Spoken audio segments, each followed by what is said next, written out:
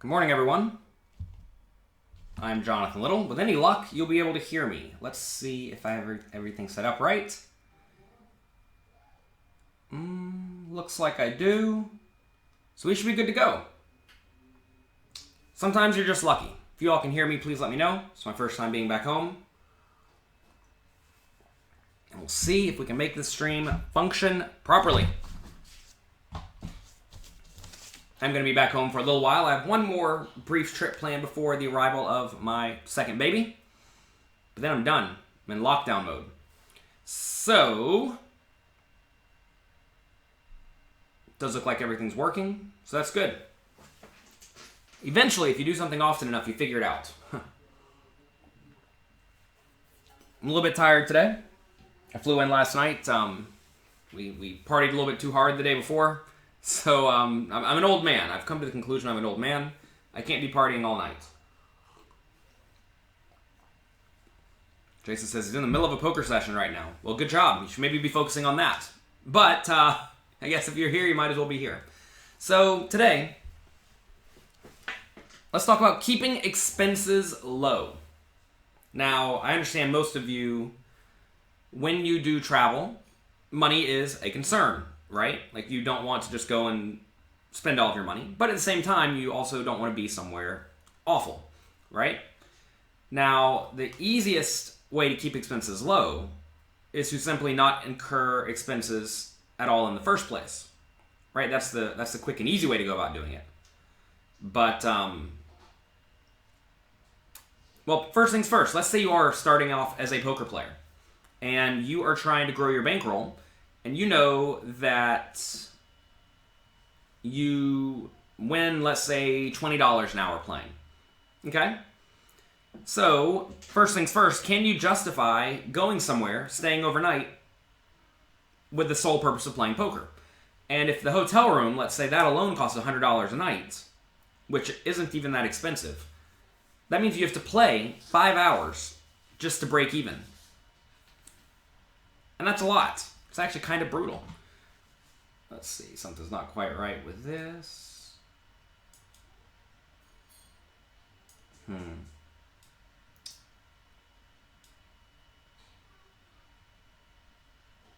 There we go.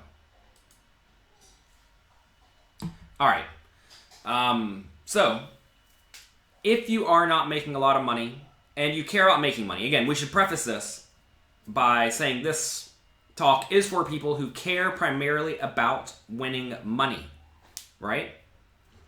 A lot of people play poker not to win money. They want to travel, they want to have fun, they want to gamble, and they don't really care about winning money. They are happy to go and just have an experience, right? So, if that's not you, if you are trying to build a bankroll and grow your money, first things first, you can't go anywhere.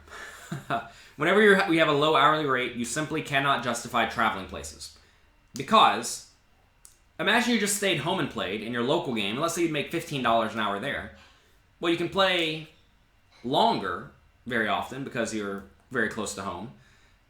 Your expenses will be quite low when you're at home because you can take a ham sandwich to eat, right? As opposed to having to eat at the casino. And very often you will find that that's just the right way to grow your bankroll. Take it slow, stay home, or play online, right? These are ways to really, really, really minimize expenses. You never know how the day is going to go. I mean, obviously you don't know how the day is going to go on any individual day, but in the long run, you need to have an idea of what your results are and what your perceived results should be. Like, whenever I'm deciding to go to a poker tournament, I know roughly the ROI I'm going to get from various tournaments, based on the amount of satellite qualifiers that are playing, based on the buy-in level, based on the perceived idea of which good players are going. And you know roughly how much you're going to make on average. This is even easier when you play cash games, because you know roughly you're going to make X amount of dollars, especially if you know the lineup for your game on a regular basis, right? So, first things first, will you be able to make money after expenses? Some people you're not going to be able to. So, until you have a relatively high win rate, it doesn't really make sense to travel to play poker to start with. Once you do have a high win rate, though, you're often going to find that in order to get an even higher win rate, you do have to travel because that opens you up to a bigger player pool. Poker is a game where you have to have lots and lots of people to play with. Otherwise, the game dies.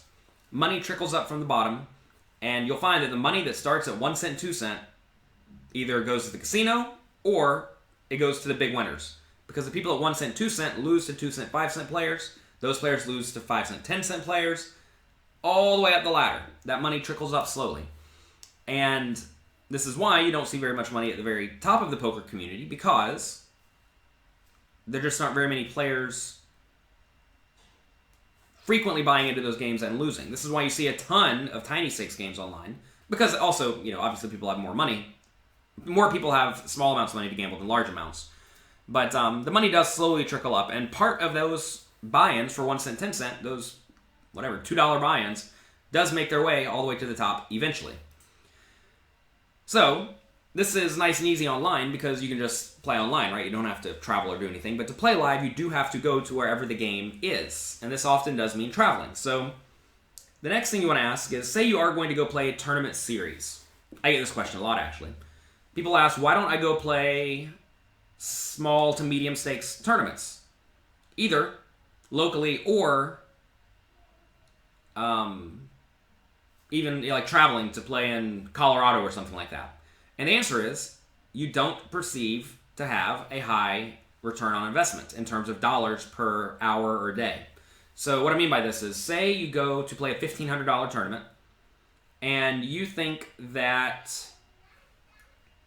the return on investment you're going to achieve is 100%, right? So you're going to make 100% return on investment. That means you're going to make $1,500 on the trip. Okay, knowing that, how much money does it cost to go to play this tournament? Now, if it's just down the street, it costs you nothing, and it's probably worth it to make $1,500 over the course of 2 or 3 days. But what if you have to travel? What if you have to fly somewhere, like a short flight to Chicago for 2 or 3 hours? That may cost $300 or $400 or $500. Taxi to the airport and back from my home is $60 or so. So call it $100 for that. So that's $700 just to get there. Next, we have to stay in a hotel at the casino. That costs maybe $100 a day. Let's say we're going to go for 2 days. So now we're up to $900 we're spending to go make $1,500. And some people say, oh, but if you win, you get $500K, or if you cash, you get blank amount. But none of that matters at all. What matters is, what is your return on investment? And if your return on investment is 100% for a $1,500 tournament, it does not make sense to fly and travel there. And that's assuming you're great, right? That's assuming you're killing the game with 100% ROI. So, it does not make sense to travel to play specifically small and medium stakes tournaments. Unless they're close, and unless you can keep the expenses low. Now, you could do things like, you could drive there, but then that takes a lot of time if you're going for, an 8-hour car ride. That time should count against your hourly rate, at least. Also, you can stay in cheaper places. I know there are a lot of people who travel around to live poker tournaments, and they just travel in their car, they stay in their car, and they're happy with it. Because at the end of the day, they do realize that if they save $30,000 on expenses each year, well, they made $30,000 more dollars, right? So it's worth it to them to be able to be a poker player and travel around and play and do whatever they want to make that sacrifice. So let's talk now about, as you move up higher and higher, you start to actually go to travel to play big tournaments. Expenses are also very relevant, and you can do a few things to keep those expenses down. So I know a lot of people really demand that they fly first class or business class. I am not in that case yet. Very often a regular flight will be $300 and a first class flight will be $1,000. Let's just say that's the difference. It's usually about 2 to 3 times the amount. If it is 3 times the amount, that is a lot. It's almost as if you are spending 3 times as much on flights each year as your peers. And that alone will be very costly. I mean, imagine you go on, let's just say, 2 trips a month. So it's going to cost a regular person $1,200. It'll cost a first-class flyer $3,600. That means I am going to spend, let's say, $15,000 a year on flights. Other people are going to spend $45,000 on flights. That is $30,000 difference. Now, $30,000 is a lot. You do have to ask, though. At some point, $30,000 becomes not the end of the world, and you may actually determine that this is where you want to spend your money. Maybe you find that if you do travel first class, then you sleep better. What is a good sleep worth on a plane as opposed to a bad sleep? What is just being comfortable worth? And you're going to find that typically, as you come into more and more money, you become a little bit more willing to spend your money on comfort. A good example for me with this is whenever I'm in New York City, I order lunch and dinner every single day. I do not cook anything ever. I cook for my baby, but that's the only person I cook for. So I have realized that I'm going to spend $30,000 or $40,000 a year more than I have to on this, but I save an hour every day. Saving an hour every day is worth a lot, right? So in that scenario, I'm trading my dollars for time. Not just the food, but for time. When you travel, though, first class, very often you're not getting time. You're just getting comforts. And I, so far, at least at this point in my life, don't value comfort that highly. But I do realize a lot of people do. And maybe it does make sense for them. Some people say you can travel on the same airline and get rewards points and then fly first class a lot, but you're really going to find that does not work for poker. Essentially, none of my poker playing friends have good status on any of the airlines because you travel to sporadic places. And you only go to those places 2 or 3 times a year at most. It's not like people who fly from New York to LA every month for business, right? You can't just fly on the same airlines. So that's frustrating. Kevin says you can stay in hotels that give you points and free rooms. So, similar story. I know that, well, you want to talk about, again, saving time. I virtually always stay at the casino where the tournament is happening, unless it's in a good city. And then I'll often stay in an Airbnb. This usually occurs in Europe, not so much in America.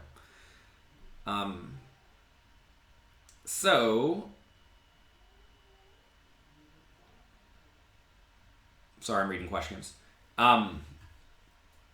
Typically, I have found that whenever I stay not at the casino, you have to spend time getting to the casino each day, which means you either need to rent a car or get a taxi, right? So that costs extra money. And it's extra friction, right? You have to take the rental car back, right? That takes time. You have to get the rental car. You have to drive the rental car. You may wreck the rental car every once in a while. Somebody may destroy your rental car every once in a while. And that's just a big pain, right? So I try to not do things that cause additional means of potential distraction or distress or angst. So that's a very good reason to stay at the casino, right? Like imagine you could stay at the casino for $150 a day, or you could stay at an equally nice hotel 20 minutes down the street for $100 a day. Which would you do, right? I would definitely stay at the casino. Even if the casino is not as nice, I'd probably stay at the casino. Because, again, that time and that lack of uncertainty that you have to deal with each day getting to and from the casino is worth it, in my opinion. Kevin says, sometimes you can stay close to the venue. You like to stay at the Rio, but walking from Caesars isn't that bad. It is during the summer. That said, I like it during the World Series at the Rio. I don't stay or during the World Series, I do not stay at the Rio because I don't think the Rio is very nice, right? That's a situation where I think the difference in niceness is worth a little bit of friction. But I do like to stay within walking distance. Like I'll stay at Palm's Place very often, which is right down the street, same price, much nicer. So that is that's what I do. How worth it is to travel with a $10,000 bankroll with rooms and flights, etc. We just talked about this, and the answer is, it's not. We essentially already did the math to see that if you're going to stay in a $100 a night room, you need to be making more than $20 an hour playing, and probably much more than that.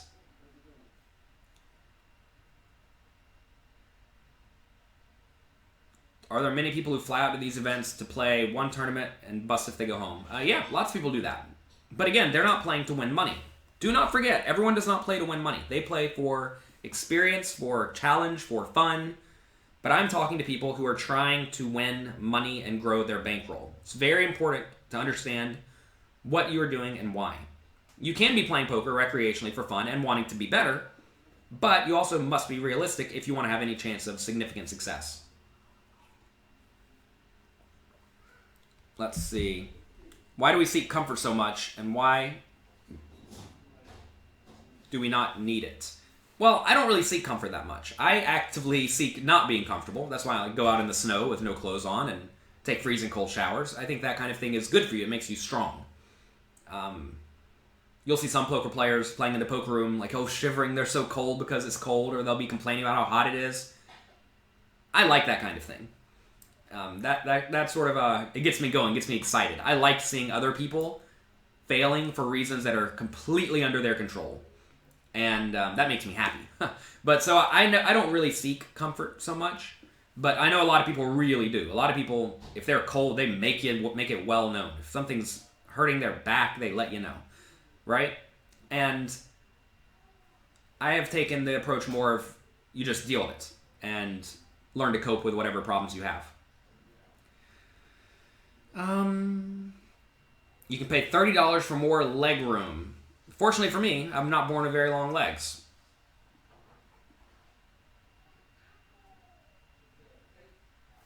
Let's see. You play to win for fun, LOL. A lot of people really they've not actually thought about why they play, and I definitely suggest everyone do that, because the answer is very often not to win money. Because if you're not winning money, but you're playing to win money, you're not actually playing to win money.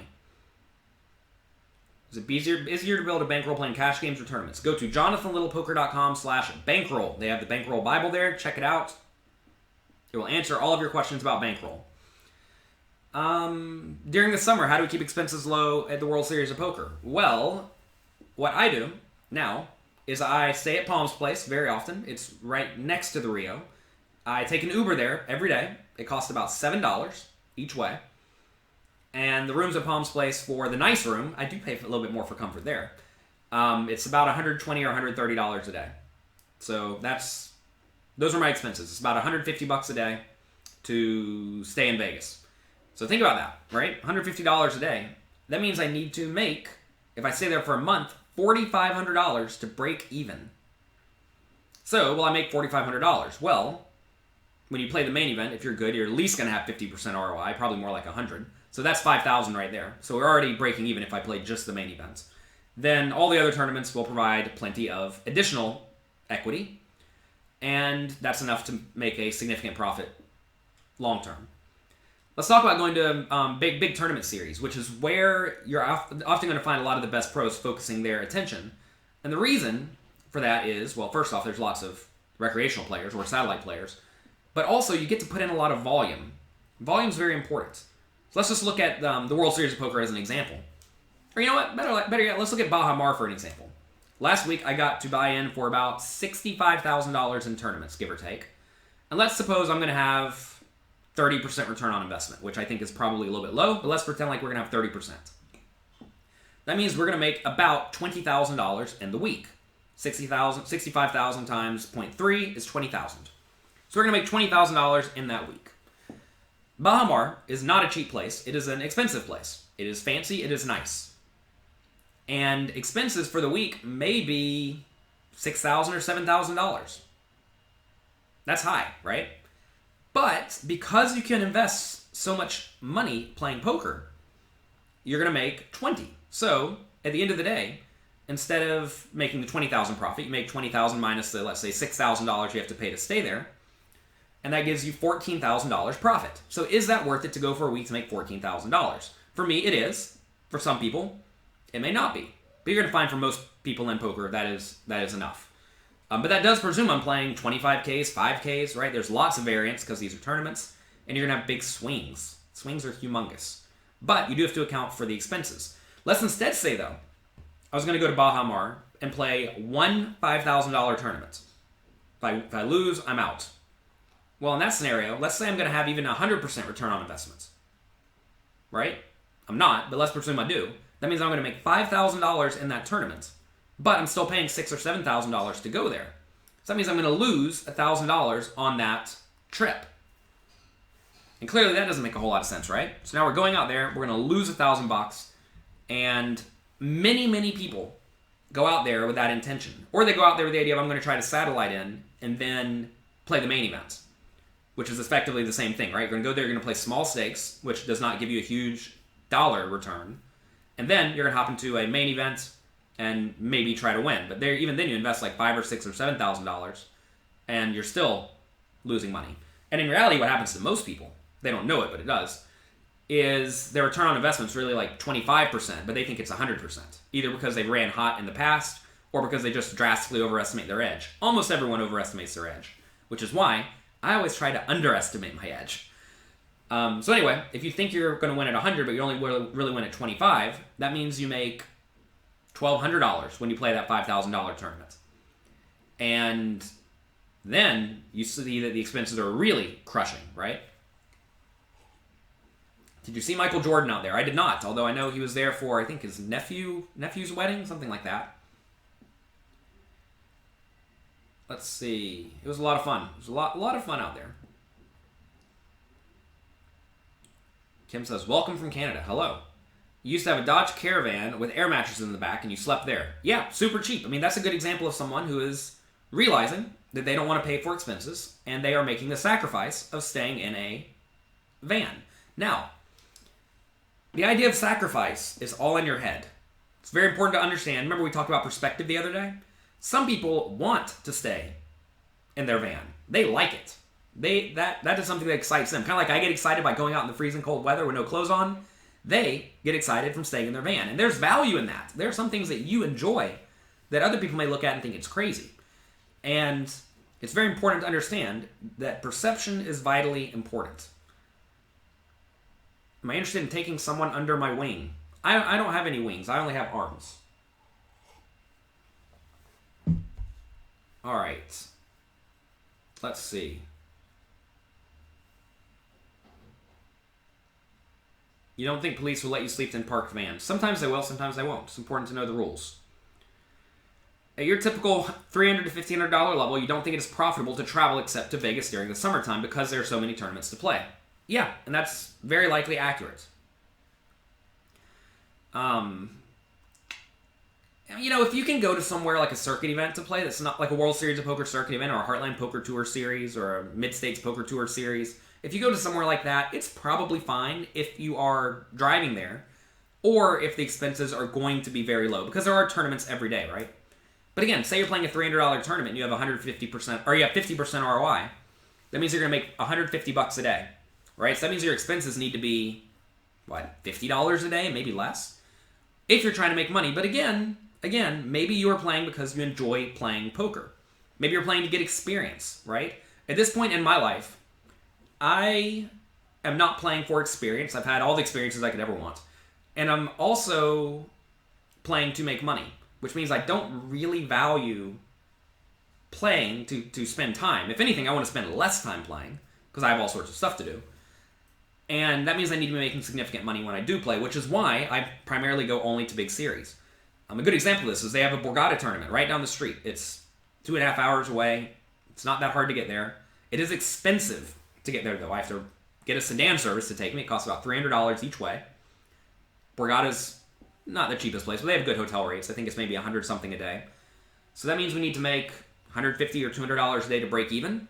But if I go to play a $3,500 tournament and it takes 3 or 4 days, now maybe we only make $3,500 on the trip minus $1,500 in expenses. So we're making $2,000 in 5 or 6 days, 4 or 5 days. And that's good, but I can often do better just sitting at home working, making projects for you. And I would rather do that because then I get to stay home with my family. I value that. Some people, though, they want to get away from their family, right? They want to get away from their regular world. And I understand that, right? All right, let's see. Do I ever play for fun? No, not really. Do I play in a game where I have no edge? Those are very different things. You can play in a game with an edge and have fun. For example, if I go and play 50-cent dollar no limit with friends, I have a gigantic edge. But I don't really do that. I don't go and play for fun.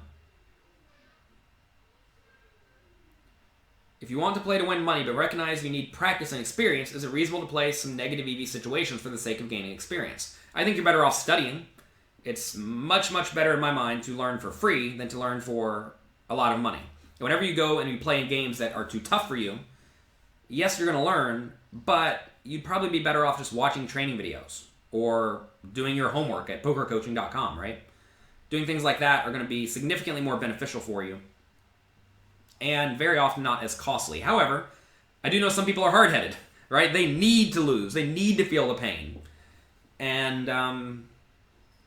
try to learn to not need that, because you're going to find it's way better to learn from the failures of others than from your own failures, because it's way cheaper and way less painful. I should have named my son Stuart. I'm thinking I'm going to name the next one Chicken, but we haven't quite decided on that yet. Kevin says he's been crushing it. Good. So let's talk now about sharing your expenses with other people. An easy way to cut down your expenses is to share with people, right? Like, let's say you're going to drive a car from, wherever you are to a casino 4 hours away. Well, it may be more enjoyable or less enjoyable, depending on who it is, and also cheaper to share the ride with someone, right? You chop the gas prices, or maybe you take their car and you pay for the gas. Obviously, be fair. If someone is driving you, they incur the expense of their car depreciating and getting wear and tear, which is actually a lot of money a lot of the time. So you don't split the gas, you pay for the gas. The other person pays for the gas. If you're trying to be fair. I know this because normally I'm not the one driving, I'm the one riding, and you need to split the cost. Next, you can stay in the same hotel room. Most hotel rooms have 2 beds, right? Some hotel rooms have 1 bed and a couch, or you can share the same bed, whatever.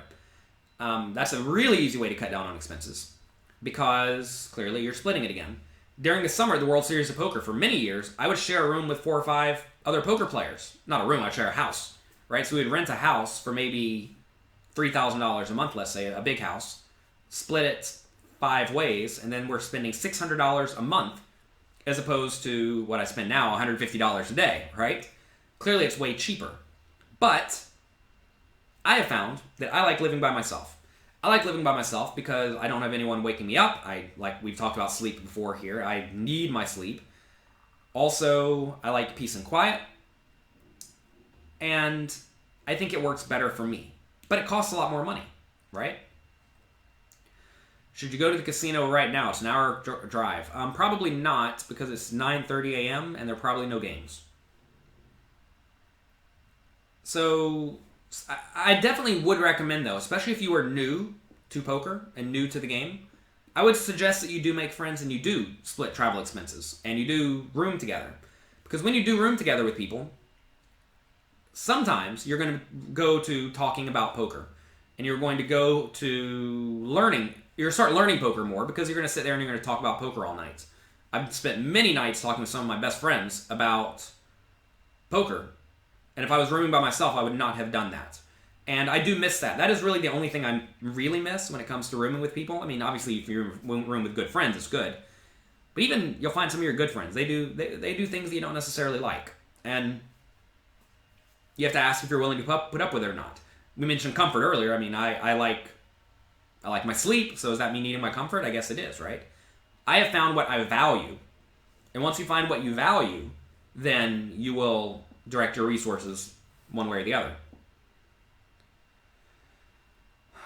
Let's see. Do I live off tournaments or cash games or teaching? A combination of all of it. Rob said he lost patience. Do not lose patience. Always play well. It's very important to always play well. I guess this is worth mentioning. I mean, whenever you're traveling to play, if you are stuck in a casino because you can't go home, it's very easy for people to lose their minds and lose all their money. For example, say you play the main event, you lose, but you still have a bunch of money left. You may go play blackjack or you may go play craps, and next thing you know, you have no money left, right? That's something that's very, very easy for a lot of people to do, and an easy way to escape that is to not stay at the casino. Again, this all goes back to what are my flaws? What are my issues? And if you know you have a gambling issue, let's say, you should stay as far away from the casino as you can. And whenever you go to the poker room, go to the casino to play, only go to the poker room. Don't walk by the blackjack table. Don't walk by the craps table. Don't walk by the sports book. Avoid it. Because you know you have a problem, right? If you know you like peace and quiet at your house, don't room with people. If you know you don't like dealing with rental cars or taxis, maybe you need to stay at the casino. So it really is important not just to keep expenses low, but to figure out what you want out of your travel. And once you figure out what you want out of your travel, that'll be very beneficial for you. Do I count cards? I know there are 52 cards in the deck, so you don't really need to count them. The dealer often counts the cards for you because they count down the deck after every few hands to make sure there's still 52. Do you need to hate an opponent to implement an edge? No, not at all. I love my opponents. I love them. They're my friends, and we're playing a game together. When you play games, the goal of the game is to beat your opponents. How much expenses do you write off? I write off all of my expenses. If you are a professional gambler, as I am, as many of you probably are not, if you are a professional gambler, you can write off your tax expenses, or your losses against your taxes. Your losses and your expenses. My brain's not working. You can write off both your losses and your expenses. If you are a recreational player, you can only write off your losses. And that's kind of rough, right? Because if you are a serious recreational player, you will find that you do spend a lot of money on expenses, and not being able to write that off may be quite costly. Makes it hard to become a pro, right? It's just another barrier. What's the best way to make poker friends? Be nice, be kind, be fun, be smart, be charismatic. Don't sit there with headphones and sunglasses on and not talk to anyone. That's a good way to not make friends.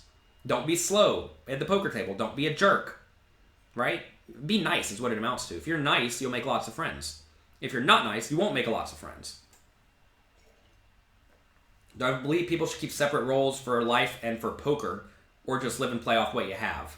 I always advocate having separate bankrolls. I discuss this at jonathanlittlepoker.com/bankroll. I'm trying to think, because I'm not a really good example for this, because at this point I play well below my means. But most people play as high as they possibly can. And for the longest time, I did play as high as I possibly could, within reason. When you are starting, I definitely suggest you keep a bankroll. But as you get more and more money, like once you have $1 million or something like that, you may decide that you don't have an edge playing in games that require you to play for $1 million. And, or, for like $10,000 tournaments, maybe you decide you don't want to play them regularly. And what it amounts to is, the answer to the question is yes, you need to keep separate money for poker and life.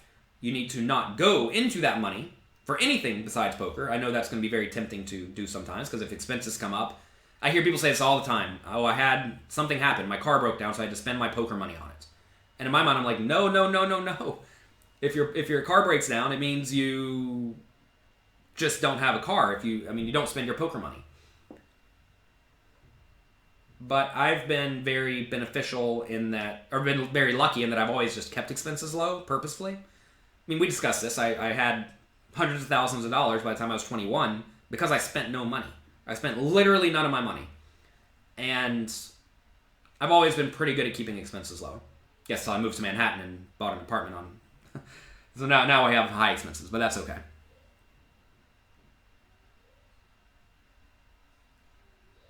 How do you analyze your opponents? Go to pokercoaching.com, study all the homework questions. How did I become a pro? How did Tom Dwan become a pro? You play a lot of poker and you get better than your opponents.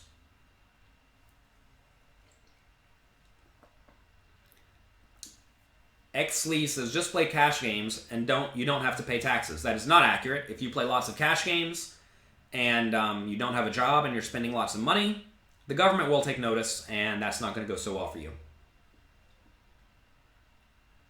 Marcel, hello, welcome. Thanks for the great time we had at Baja Mar. Thanks for being so hospitable. Let's see. You're on the fence between playing multi-table tournaments and cash games. What are my advice? Well, I would tell you to find whichever game you're better at. In general, though, whenever you are starting to build a bankroll, you want to play a game that will provide you consistent income. Because variance will kill a short bankroll almost always.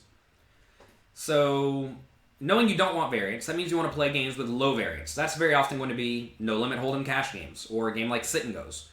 whenever you play tournaments, it's very hard. Well, it's just hard to be consistent because if you think about it, if there's a tournament with 100 people in it, you're 1 in 5, or what am I saying? 5 people out of 100 get a decent amount of money back. Everyone else pretty much gets nothing. So that means that 1 out of 20 times you're going to get a score if you're even and consistent and a fine player. Now, if you just happen to be unlucky, you might go 1 in 50 without a good score. A lot of people, they can't lose 50 buy-ins. They're going to be broke. If you compare that to cash games, though, you're going to figure out very quickly whether or not you are a winning player or a losing player because you're going to win more sessions or more big blinds per hour than your opponents, or you're not. It's going to be very obvious. It's often not so obvious in tournaments if you're a winner or if you're not a winner. Tournaments are real poker. Cash game players would disagree. All right. Sorry, you all are typing lots of stuff on Instagram this morning for some reason. All right. How do you define a pro? I think titles like that are arbitrary. I suppose the actual definition is you're a pro when the main income source you have is poker. That's it.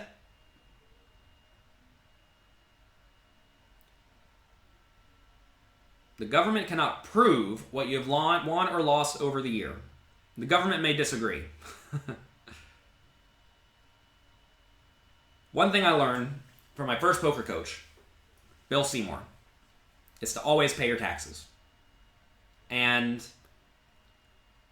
as long as you're paying something, you'll be fine. What a lot of people do, though, is they pay literally nothing, or they pay just like absolute chump change, like $1,000. And that may work for a while, and it may work for a lifetime.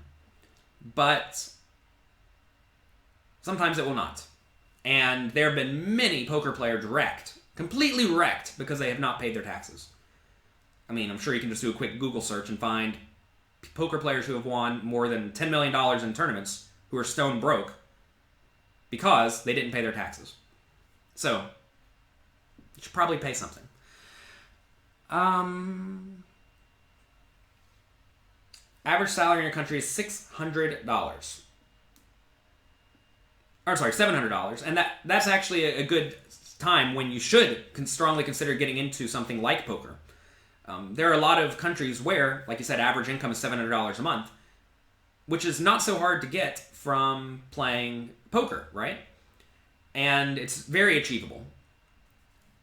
And I definitely think that is a time where playing poker does make a lot of sense. If you're living in a country like America, where average salary is quite high, poker becomes much more difficult to play for a living because, well, first off, expenses are always just going to be higher, but also you have typically more opportunities to make significant money, right? But if you know the average salary in your country is $700 a month, but you know from playing online poker you can make even $20 an hour, right? I mean, that's $100 a day. That's 4 times the average income of your country if you can make $20 an hour, which is definitely doable. Right, that's the spot where it may make a whole lot of sense to go into poker. Learn tax avoidance, not tax evasion. I'm all for following the rules and paying as little taxes as you possibly can. If you get a 1099, you better pay your taxes. That's right. If they give you a tax form, you sure better pay that. Someone was telling me, or mentioning to me, that if you cash in the Bahamas, you don't have to pay taxes on it. And that's just not true. You must pay taxes on all of your tournament winnings. There's a website out there called the Hendon Mob and the Global Poker Index, right? Both of these places have all of your tournament caches listed. And, the government's a little bit slow moving sometimes, but I imagine they know how to look up tournament caches. Summer says, you feel like you struggle in the lower value tournaments such as $1 or $3 games compared to $11 games. Does anything come to mind? Well, very often, you are probably playing some sort of a default strategy that succeeds against specific types of players, but not against other types of players. That said, smaller stakes games are almost always easier to beat than high stakes games. But, Summer, what you may be doing is maybe you are playing more seriously when you're playing for bigger dollars. You see this all the time in high stakes games. There'll be guys who play really seriously when they're playing very big buy-ins, but when they're playing tiny buy-ins, they just goof off, right? Also, you may find that maybe your default strategy just happens to line up with what the player pool does. Maybe, for example, you're continuation betting a lot. And that works great against players who fold too much, but it works quite poorly against players who call a lot. And maybe the $1 and $3 players call a lot. Maybe the higher stakes players fold a lot. I don't know. But you need to figure out why you are winning. That is very important. You need to figure out why you're winning and why you're losing. And also why the other winners in the game are winning and why the other losers in the game are losing. And you want to figure out why the people at the stakes higher than you are winning, right? That way you can figure out how to be like them and move up. Smile says, $20 an hour is doable. Isn't that being a pro? Well, listen, Smile, you can make a ton of money playing poker. I mean, there are many online players, many, who make more than $100 an hour. And that is very doable. And yes, that is being a pro. Well, so again, going back to what is a pro, if the average income in your country is $100 a month, and you're making $100 a month, you're doing great, right?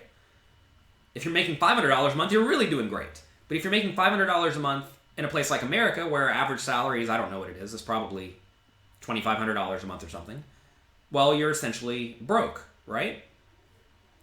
So, in one place in the world, you'd be living like a king. In the other place in the world, you're essentially broke. And that's because money is very relative.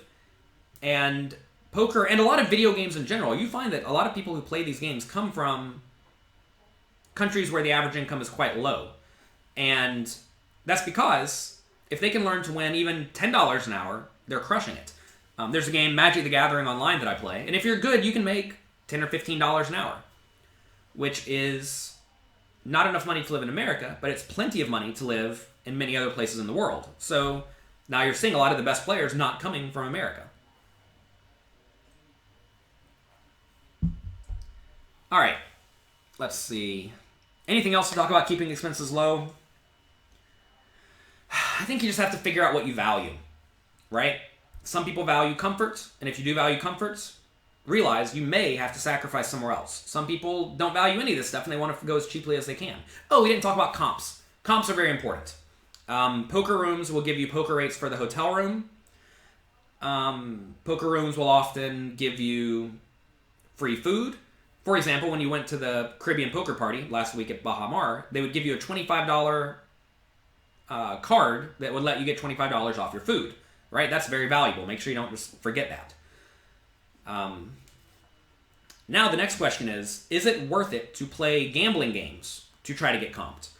And I'll tell you all what I do. I gamble in places where they do not give good hotel rates. At the moment, that is Baha Mar, that is Atlantis, and that's it. Every other place I go now gives good hotel rates. Borgata used to not give good rates, but now they do. And Hard Rock in Florida used to give awful hotel rates, and now they do. So I no longer need to gamble in those places. But when you look at gambling games, you want to look at your average expected loss, which you are going to be losing, by the way. Don't think you're going to go there and you're going to be crushing the blackjack. But like at Baha Mar, say you're going to go there and you know hotel rooms are $300 a day, and you're going to be there for 10 days. That means you're going to spend $3,000. Well, if you take something like $10,000 to play blackjack, and you know you're going to put in, I don't know, 10 hours, let's say, playing $100 blackjack, that means you're going to lose about $1,000. Now, the question is that your average loss? And if it is, will they comp your whole stay? Or how much comps will they give you? Obviously, the casino wants to give you less comps than what you lose, right? Like, say they think you're going to lose $1,000, they want to give you $400 in comps. But it's kind of neat because quite often at hotels, the hotel room to them is essentially worthless if it does not get sold, right? So if their options are for you to not come to the casino, or for you to come to the casino, play some, and then they comp you a room that would sit vacant otherwise, you are getting $300 a day in value, but they are spending almost nothing. They're spending like $20 a day in value. So what they're giving you is very valuable, but it's valuable to you, but what they're giving to you is not valuable to them. And that's like a win-win for both parties, right? So, obviously, whenever you do go and you play gambling games, the casinos are counting on you going off and losing tons of money at some point, right? That's obvious. So you may have to make sure you remain disciplined. I'm probably not going to get very many comps if they ever watch this, but I guess that's okay. But I don't have a problem splashing around rather hard at places where you will be able to save a significant amount on expenses. And the very nice resorts are very often those places. It's a fun story.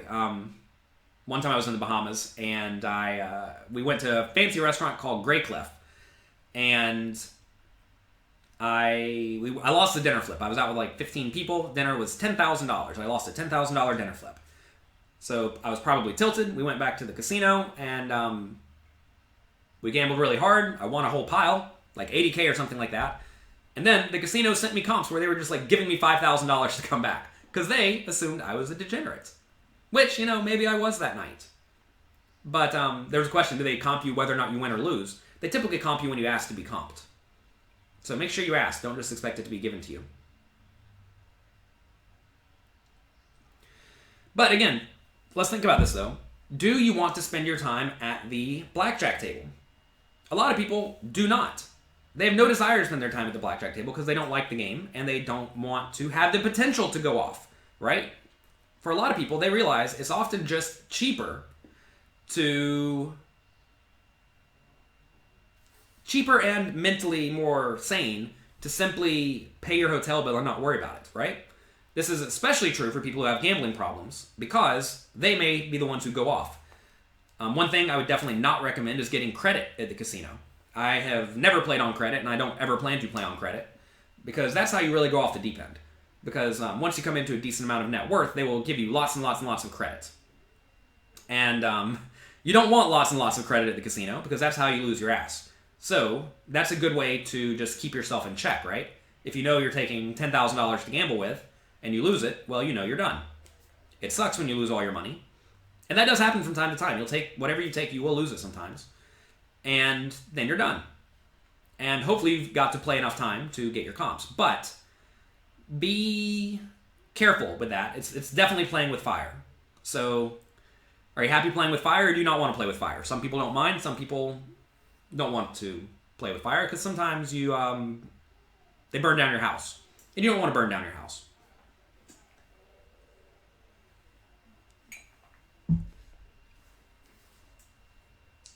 So, Kevin, again, I think you're looking at this from not the point of view that I am suggesting. You say, when you go to the pits, you take a set amount, and if you win, great. If you lose, so be it. I don't really think about it like that at all. I think as in terms of, I need to have a high average bet size, which you can do many things to tinker with that, obviously.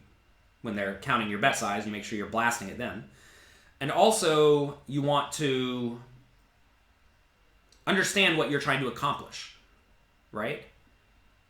Very often, I am trying to play a strategy that either results in small, consistent losses or gigantic wins. And why is that? Well, if you go there, you play a little bit, you lose a little bit, you've put in some time, you've lost, you can act annoyed, act like, oh, I never win at this place, whatever. Clearly you have a bit of an act. But then, also, whenever you win, you're going to win a ton, and that's going to be very noticeable. It's going to make them realize, oh, this guy's a big gambler. And that's what you want. So you want to have the potential to have big wins because that will often get you noticed. As long as you're not doing anything too aggressive, you'll be fine. But don't... I mean, you're saying exactly... You're saying essentially, like, I am a gambler. You mainly go to the pits for fun, not for profits. But I'm telling you, again, I'm approaching this from the point of view where we are all trying to make the most money we can. And that does not mean going and playing craps and goofing off, right? That's a good way to not win as much money as you can. And if you like playing craps, what I would tell you to do is get some dice and throw them around in your room. You know the rules. Throw them around in your room. Just have fun like that, if you enjoy throwing dice around. Hooded said, this is exactly why you kept your net worth so low all of these years.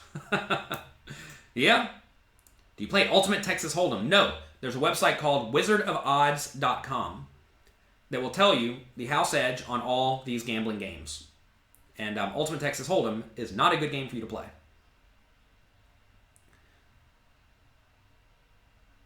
How do we counter opening preflop sizes? I mean, if people raise big, you just play tight, right? They're risking way too much. When they're risking a lot to win a little, you can just play good cards. It makes life easy. Last night you cashed for $3K and the manager was unhappy with your small tip. So Nim, how much did the casino take for tip off the top? Is the answer none? If the answer is none, you should probably tip something. Most casinos, or most poker rooms or tournaments now take 1.5% or so for the dealer. Nim says, Ultimate only has 0.5% house edge. I would tell you to make sure the optimal strategy is easy to implement, and if it is, then, I mean, whatever. I don't know. Again, it's one of these things. Like, I'm not playing for fun. People asked before, am I playing for fun? And like, no, I'm not playing for fun. I want to go and sit in a bathtub and read a book. I do not want to go and sit in a smoke-filled casino and watch cards come off the deck. So you say the fee was 15%. So that's the rake, right? I'm asking how much of the rake is given to the dealers. Very often in tournaments, they take 10% rake and then 1.5% for the dealers and the floor people. If they already take that, I would not feel the least bit inclined to tip. If they take nothing for the dealers, then I would tip 1.5% or so. I think that's fine. Maybe even tip more if they don't take anything, because you know that sometimes they probably don't get the tips. So anyway, can a player beat the rake and the bad beat jackpot and tipping playing 1-2? Probably for a little bit. And also it depends on how your opponents play. If your opponents are great, then you won't make any money. If your opponents are awful, then you will make money. So Nim, I'm very confident if you can look at the tournament structure and the payout structure, and you will figure out how much is given strictly to the dealers. But listen, at the end of the day, you should give tips when you feel like they are deserved. For example, whenever you play slot machines and you get a jackpot, someone comes over and gives you the money. And that person very often expects a tip. But why should that person get tipped? All they did was literally get the money, bring it to you, and then leave. They didn't set up the game. They didn't design the game. They didn't make your experience good. I mean, maybe they did, but they didn't make your experience good. And I don't think that person deserves a tip at all, because they did literally nothing, right? If it's a poker room manager and he runs the tournament well, I mean, maybe you feel obligated to tip because you are happy with the experience. But I would not... I mean, look, I would not feel obligated.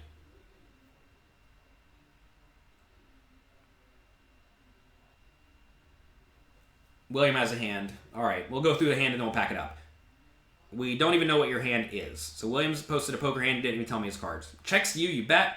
Button small blind calls, big blind calls. You didn't give the flop. All right, William, we're not going through your hand. I have a website, jonathanlittlepoker.com/notes, that explains exactly how I write down hands. And whenever you present a hand to me, it must be in that format. Otherwise, I'm not going to go through it. There we go. We said it.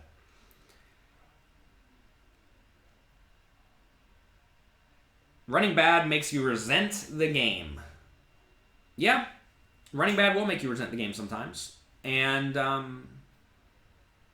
that's what happens whenever you lose at anything. If you go to the gym and every day you go to the gym you hurt yourself, you're probably going to stop going to the gym. We're going to figure out how to stop hurting yourself, right? Have ever played with Phil Hellmuth? Many times. I like playing with Phil Hellmuth. It's always a real treat. I have a few videos on YouTube where he was really getting out of line. It was just like clips of him acting absurd. He was playing with another guy named Ray. And they both get absurd from time to time, and it was just like little clips of that happening. It was fun. All right, I'm going to pack it up for today. Hope you all have a great day. Hope you enjoy yourselves. Everyone asking me, should I play cash games or tournaments? Go to jonathanlittlepoker.com/bankroll and read that. That will be very beneficial for you. All right, good luck in your games. Enjoy yourselves. Have a great day. Be nice to someone. And we'll be back tomorrow at 9 a.m. Eastern Time, bright and early. When's a good time to spend your money? You want to build a bankroll, but you also want to take a vacation, etc., etc. That's up to you.